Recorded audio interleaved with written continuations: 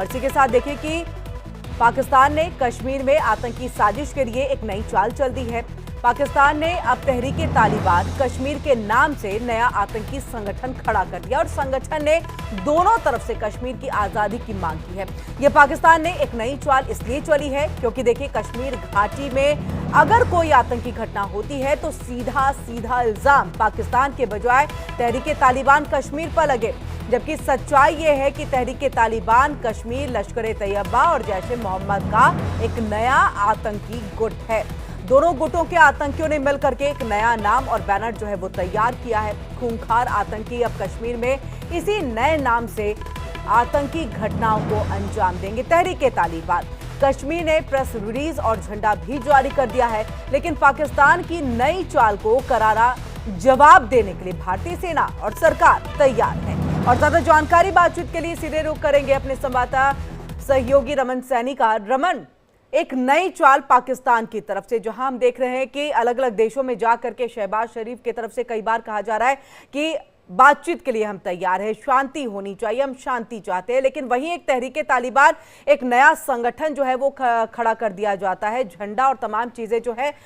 उसका एक जो है तस्वीर सामने आ जाती है। ऐसे में बड़ा सवाल ये है कि हमने एक न्यू नॉर्मल को यहां पर कर दिया है, हमने ये कह दिया है एक्ट ऑफ वॉर होगा अगर कोई भी आतंकी घटना होगी, लेकिन क्या अभी भी बहुत बड़ी चुनौती है आने वाले दिनों में जिस तरह से ये एक नई चाल पाकिस्तान की तरफ से चली गई है?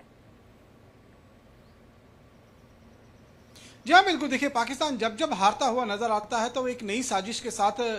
जो है वो उभरने की कोशिश करता है। जब पाकिस्तान कन्वेंशनल वॉर में भारत के साथ जो है उसको मुकी खाने को मिली तो पाकिस्तान की तरफ से प्रॉक्सी वॉर शुरुआत कर दी गई, जिसमें हिजबुल मुजाहिदीन, लश्कर-ए-तैयबा और जैश-ए-मोहम्मद जैसे आतंकी संगठन जो है वो थाउजेंड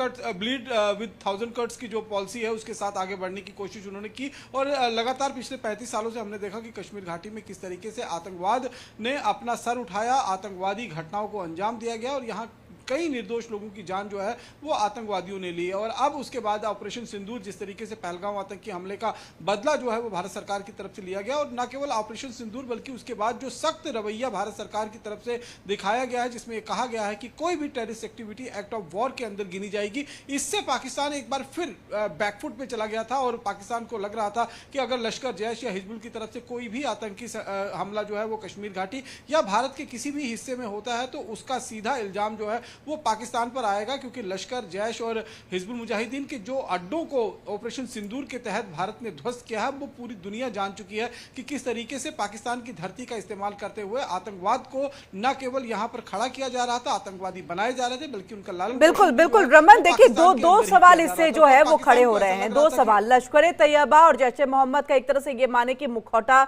ये बनकर के अब उभर रहा है, जिस तरह से हमने इससे पहले इसको देखा था, बाकी जो जैश का एक मुखौटा है जिसने इस पूरी घटना को अंजाम दिया था, उस संगठन के जो ऐसा ये तहरीके तालिबान जो है नजर आएगा। और इसी के साथ तहरीके तालिबान पाकिस्तान TTP, उससे खुद पाकिस्तान जो है कहीं ना कहीं दो चार हो रहा है। वो लगातार आतंकी हमले जो है पाकिस्तान के अंदर में कर रहे हैं, जो खुद पाकिस्तान ये कहता है कि देखिए हम तो खुद आतंकवादियों से ग्रसित है, आतंकवाद हमले जो है हमारे देश के ऊपर में हो रहे हैं। ऐसे में ये समझा जाए कि ये TT यानी कि तहरीके तालिबान का जो यहाँ पर एक बार फिर से गठन किया गया है या उसको एक बार फिर से यहाँ पर जो है पनपाया जा रहा है पाकिस्तान की सरजमी पर, सीधे सीधे तौर पर TTP का एक तौर से कि अब सीधे जो है वो TTP के ऊपर में तमाम बातें जो है वो आएंगी, उसकी आड़ में चीजें हो रही हैं। ये दो चीज को समझाइएगा।